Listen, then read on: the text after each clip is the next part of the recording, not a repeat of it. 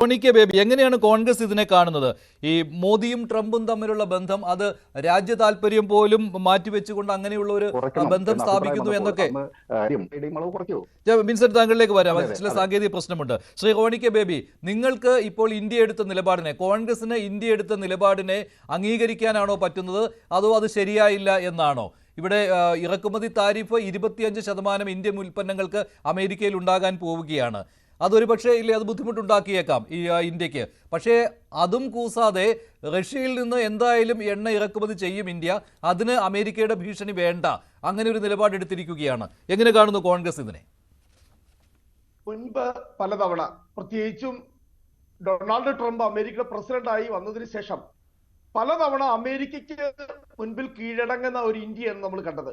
അന്നൊന്നും national interest എന്നോ ദേശീയ താല്പര്യമെന്നോ രാജ്യ താല്പര്യമെന്നോ ഒരു നരേറ്റീവ് ഉണ്ടാക്കി BJP ഗവൺമെന്റ് അമേരിക്കയുടെ മുമ്പിൽ കീഴടങ്ങുന്നതിനെയോ അല്ലെ അമേരിക്ക ഇങ്ങോട്ട് പറയുന്ന അഭിപ്രായത്തിന് തിരിച്ചു മറുപടി പറയാൻ വേണ്ടി മടിച്ചു നിന്നിരുന്ന ഒരു സാഹചര്യം നമ്മൾ കണ്ടു. ഇവിടേക്ക് നമ്മുടെ ആളുകളെ നാട് കടത്തി വിട്ടപ്പോൾ, ഇന്ത്യൻ വിദ്യാർത്ഥികൾക്ക് വിസ നിഷേധിച്ചപ്പോൾ, അതുപോലെ തന്നെ ഇന്ത്യയും പാകിസ്ഥാനും തമ്മിലുള്ള ഓപ്പറേഷൻ സിന്ദൂരുമായി ബന്ധപ്പെട്ട മധ്യസ്ഥ ചർച്ച വഹിച്ചു എന്ന് 32 തവണ ഈ ട്രംപ് പറഞ്ഞപ്പോഴൊന്നും ഈ നാഷണൽ ഇൻട്രസ്റ്റിന്റെ പേരിലുള്ള ഒരു പ്രതികരണം ഒന്നും നമ്മൾ കണ്ടില്ല.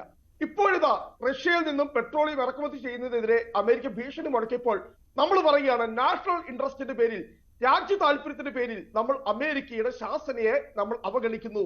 നമ്മൾ തുടർന്നും റഷ്യയിൽ നിന്നും എണ്ണ വാങ്ങും. പക്ഷെ ഇതിന്റെ അകത്ത് ഞാൻ കാണുന്നത്, കോൺഗ്രസ് പാർട്ടി കാണുന്നത് ഒരു നാഷണൽ ഇൻട്രസ്റ്റ് അല്ല. കാരണം ഇന്ത്യ അങ്ങനെ ഒരു സന്ദിഗ്ധ അവസ്ഥയിൽ ഇപ്പോൾ പെട്ടിരിക്കുകയാണ്.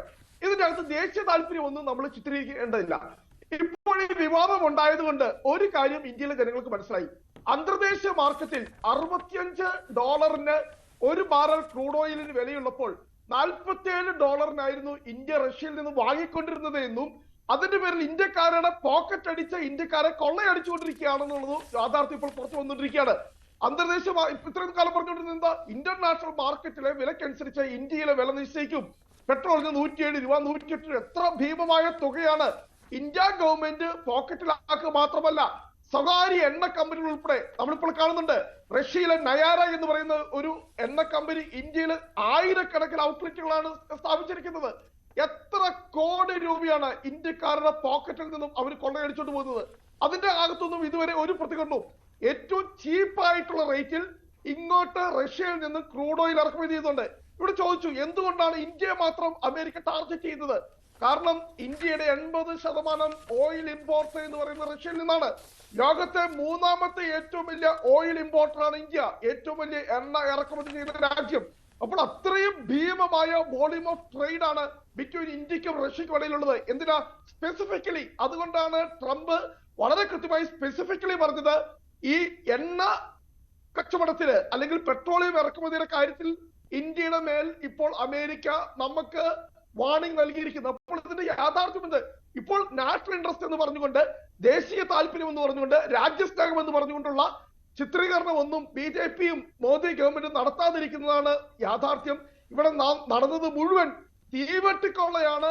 അത് ഈ രാജ്യത്തെ ജനങ്ങൾ ഇപ്പോൾ കൃത്യമായി മനസ്സിലാക്കിക്കൊണ്ടിരിക്കും. കാരണം ഞാൻ പറഞ്ഞല്ലോ, $65 ഇന്റർനാഷണൽ മാർക്കറ്റിൽ വിലയുണ്ട് എന്ന് പറഞ്ഞുകൊണ്ടാണ് 107 രൂപയ്ക്കും 108 രൂപയ്ക്കും പെട്രോൾ ഇന്ത്യയിൽ വിറ്റിരുന്നതെങ്കിൽ ഇപ്പോൾ നമ്മൾ മനസ്സിലാക്കുന്നു അതിനേക്കാളും എത്രയോ കുറഞ്ഞ തുകയ്ക്കാണ് റഷ്യയിൽ നിന്നും നമ്മൾ ഈ പറയുന്ന പെട്രോളിയം ഇറക്കുമതി ചെയ്തുകൊണ്ടിരിക്കുന്നത്. അങ്ങനെയാണെങ്കിൽ കോൺഗ്രസിന്റെ നിലപാട് ഇതിലൊരു പുനഃക്രമീകരണം വേണമെന്നാണോ? ഈ ഭീഷണിക്കല്ല, ഇപ്പോൾ റഷ്യയിൽ നിന്നുള്ള എണ്ണ ഇറക്കുമതി നിർത്തിക്കൊണ്ട് മറ്റൊരു രീതിയിൽ പുനഃക്രമീകരണം നടത്തുക എന്നുള്ളത്, അങ്ങനെ ചെയ്യണമെന്നാണോ?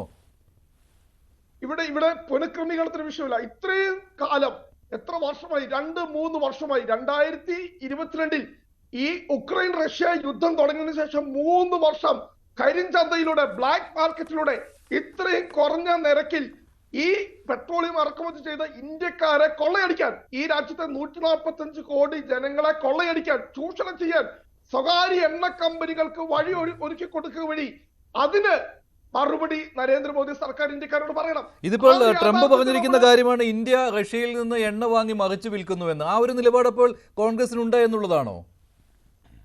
മറിച്ചു വിൽക്കില്ല എന്നുള്ളത് രണ്ടാമത്തെ കാര്യം. ഇന്ത്യക്കാരെ കൊള്ളയടിക്കാൻ വേണ്ടി നിന്നു. കാരണം നമുക്കറിയാം, ഇതിനു മുമ്പ് UPA ഗവൺമെന്റ് ഭരിച്ചിരുന്ന കാലത്ത്, മൻമോഹൻ സിംഗ് സർക്കാർ ഭരിച്ചിരുന്ന കാലത്ത് ഇന്റർനാഷണൽ മാർക്കറ്റിൽ വില കൂടുന്നതിന് കുറഞ്ഞതിന് എത്രയോ തവണ നമുക്കറിയാം $100 മുകളിൽ പോലും $124 പോലും ഇന്റർനാഷണൽ മാർക്കറ്റിൽ പെട്രോളിയത്തിന് വില വന്നപ്പോൾ 85 രൂപയ്ക്ക് പെട്രോൾ വിറ്റ രാജ്യമാണ് ഇന്ത്യ. നമ്മൾ മനസ്സിലാക്കണം. ഇപ്പോൾ പുറത്ത് $124 നിന്ന് $47 താന്നിട്ട് എത്ര രൂപയ്ക്കാണ് ഇവിടെ ഇന്ധനം വിൽക്കുന്നത്? അതിന് കൃത്യമായ മറുപടി BJP പറഞ്ഞേ തീരൂ. ശരി ശരി ശ്രീ PJ വിൻസെന്റ്, അങ്ങനെ ഒരു ആരോപണമുണ്ടോ? താങ്കൾ എന്തായാലും ഇന്ത്യയുടെ നിലപാടിനെ അംഗീകരിക്കുകയാണല്ലോ. അമേരിക്കൻ ഭീഷണിക്ക് വഴങ്ങാതെ റഷ്യയിൽ നിന്ന് എണ്ണ വാങ്ങുന്നത് തുടരുക എന്നുള്ള വിദേശ മന്ത്രാലയത്തിന്റെ ഈ നിലപാടിനെ താങ്കൾ അംഗീകരിക്കുകയാണല്ലോ. പക്ഷേ കോൺഗ്രസ് ഉന്നയിക്കുന്ന ഈ കാര്യമുണ്ടല്ലോ, അതിനോട് എങ്ങനെയാണ് താങ്കളുടെ പ്രതികരണം? അല്ല, കോൺഗ്രസിന്റെ പ്രതിനിധി പറഞ്ഞതും നമ്മളിപ്പോൾ ചർച്ച ചെയ്യുന്നതും രണ്ട് വിഷയമാണ്. അദ്ദേഹം പറഞ്ഞത് ആഭ്യന്തര രാഷ്ട്രീയ വിഷയമാണ്. അക്കാര്യത്തിൽ ഞാൻ അദ്ദേഹത്തോട് യോജിക്കുകയാണ്. കാരണം $47 ഒരു ബാരലിന് എണ്ണ വാങ്ങിക്കുമ്പോൾ അതനുസരിച്ചുള്ള കുറവ് ഇന്ത്യയിലെ എണ്ണ ഉപഭോക്താക്കൾക്ക് കൊടുക്കേണ്ടത് അനിവാര്യമാണ്. അത് കൊടുക്കണമായിരുന്നു. പക്ഷേ ഇപ്പോഴത്തെ വിഷയം അങ്ങനെയല്ല. ഇത് ഒരു ഇന്റർനാഷണൽ ഇഷ്യൂ ആണ്. ഇതിനകത്ത് നമ്മൾക്ക് ഈ ആഭ്യന്തര രാഷ്ട്രീയവും അതുമായിട്ട് നേരിട്ട് ബന്ധമില്ല.